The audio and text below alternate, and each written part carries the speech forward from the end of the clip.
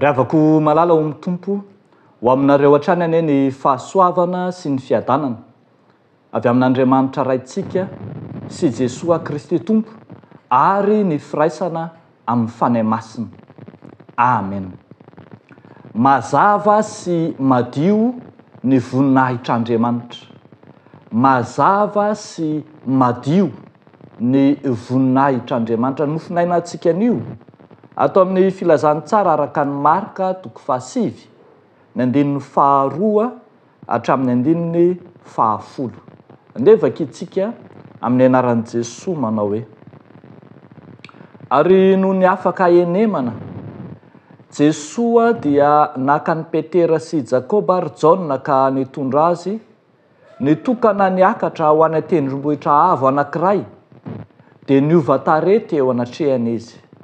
Ary ny fitafiny niova nanelatselatra sady fotsy indrindra, ka tsy misy mpamotsy lamba ambonin'ny tany mahafotsy toy izany.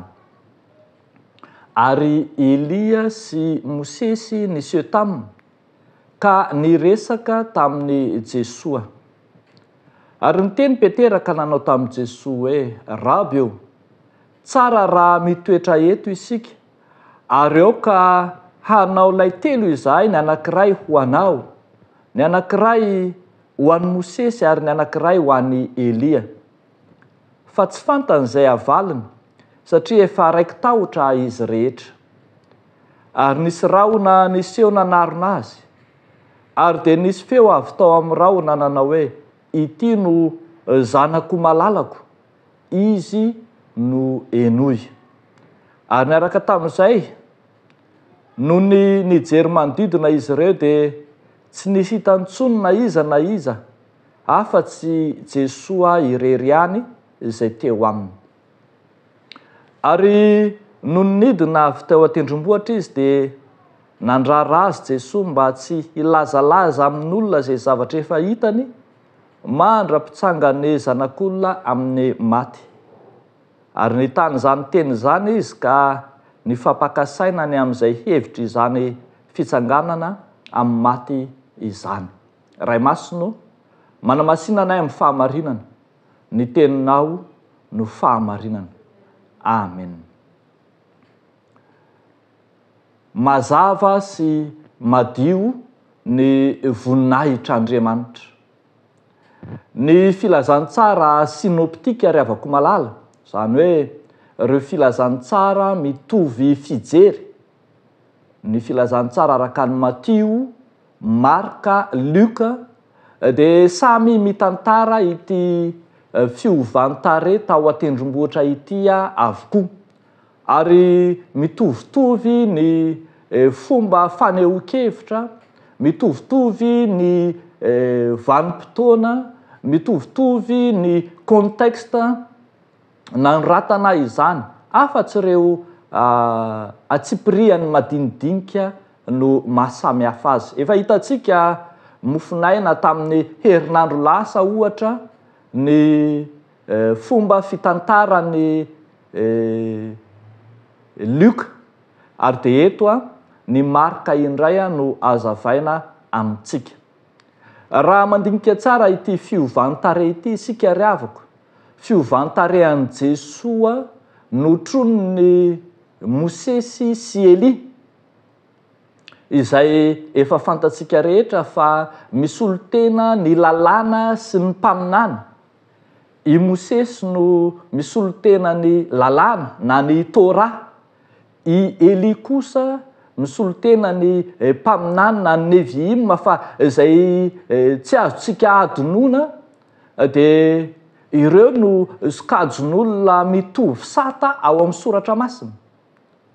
I Elia sy Mosesy lay tsy mba nalevon'olombelona fa niala tamin'ny tany, tsy mba tamin'ny fahafatesana. Ary zany koa no isehoany eto amin'ny Jesoa, mba i Jesoa koa lay tsy mba andairany fahafatesana fa akarina ho any amin'ny fitoerany ray. Taloha kely nyty fiovantarehy ity dia nanambarany tsy maintsy aretany sy ny hafatesany Jesosy ary tena fampaherezana ho an'reto mpianatra telo mirahalahy niaraka tamin'reto ity satria tsy ho resy ny fahafatesana io akory ny tompo fa misy ny voninahitra sahaza azy izay omen'Andriamanitra azy. Fiovantare izay notron'ny Mosesy sy Eli hoy isika teo aloha, zany hoe fiovantare araka izay ambaran'ny lalàna sy ny mpaminany na ny soratra masina. Mampahatsiaro antsika zany fa tamin'Andriamanitra niseho nameny lalàna dia nisy fisehoana samihafa ary azontsika ampitahaina eto fa misy zavatra iombonany tamin'ny nanomezana ny lalàna ity fiovantare tao an-tendrombohitra ity. Samy any an-tendrombohitra, samy nisy feo, samy nisy rahona ary samy olona manokana voafidy no niseho teo. Ny mahasamy hafa azy fotsiny tamin'ny nanomezana ny lalàna dia nisy kotrokorana feo izay toa zarina mpatahotra azy. Fa eto kosa dia fahanginana tanteraka ary io no ilazanantsika fa madio sy mazava ny voninahitr'Andriamanitra. Tsy mba nisy kotroka, tsy mba nisy feo mampatahotra fa ny feo tonga ary dia ny feo manao hoe ity no zanako malalako izay sitrako izy no henoy. Ity feo ity dia niseho tao anatin'ny fahadiovana sy ny fahazavana. Raha niova tare ny tompo dia tonga niova fitafiana manelatselatra hoy marika eto sady fotsy indrindra ary tsy misy mpamotsy lamba ambonin'ny tany mahafotsy toy izany. Mazava zany fa mitafy fahadiovana, mitafy fahazavana lay voninahitr'Andriamanitra ary izany fahazavana ny voninahitr'Andriamanitra any no tiana ampitaina ary tiana hozaraina amin'ny olona rehetra. Raha miteny lay feo avy tany an-danitra manao hoe ity ny zanako malalako, izy no henoy, dia midika zany fa ny fahazavana sy ny fahadiovan'ny voninahitr'Andriamanitra ihany no ahafahantsika manao zavatra ety ambonin'ny tany. Ry havako malala, inona ary no lesona fampiarana ho antsika avy amin'izany? Feon'Andriamanitra no miteny hoe ny zanany no tokony henointsika, ka tsy misy tokony ataontsika afa-tsy izay mifanaraka amin'io voninahitr'Andriamanitra io. Tao arak'izany isika ry havako malala, tao isika mba hampamirapiratra ny voninahitr'Andriamanitra amin'ny fahazavana sy amin'ny fahadiovana tanteraka. Tsy izay rehetra mamiratra akory dia voninahitr'Andriamanitra, fa tsy maintsy njovintsika izay araka ny sitrapon'izy Andriamanitra. Be dehibe isika indraindray mireharena, mieboebo noho ny amin'ny fahasoavana na fitahiana tonga ao an-tokantrano na tonga eo amin'ny asa na tonga amin'ny sehatry ny fihariana samihafa. Aoka hazava aminao fa ny voninahitr'Andriamanitra dia izay madio sy mazava ihany. Raha hoe ianao nahazo fihariana noho ny famotsim-bola, raha hoe ianao niroborobo noho ny varomaizina sanatrian' izany, raha hoe ianao nahazo fisondrotana noho ny aferamaizina na ny kolikoly, ry havako malala, tsy miombona aminao amin'izany ny tompo, fa ny voninahitr'Andriamanitra dia mazava ary ny voninahitr'Andriamanitra dia feno fahamasinana, ny voninahitr'Andriamanitra dia feno fahadiovana, nofotsiana tahaka ny akanjo fotsy mamirapiratra.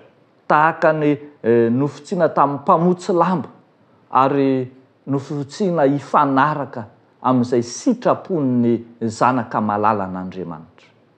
Aoka ry havana ny fiariana rehetra ataon'ny kristianina ho fiariana mazava aloha, ho fiariana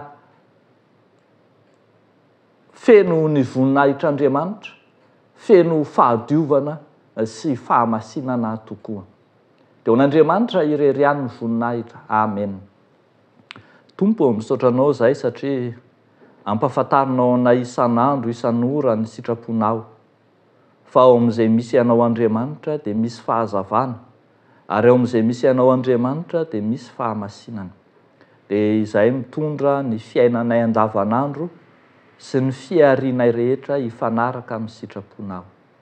Mivavaka izay ho an'ireo rehetra mivezivezy any amin'ny toerana maro samihafa, lavitra ankohonana, lavitra fianakaviana, lavitra ray aman-dreny, noho ny amin'ny fiariana, noho ny amin'ny fitadiavana, noho ny amin'ny famelomana vady aman-janaka, Jesosy hamangy azy ireny ianao ka mba tsy hiala amin'ny sitraponao izy. Dia ataonay amin'ny anaran'i Jesosy izany mivavaka izany. Amen.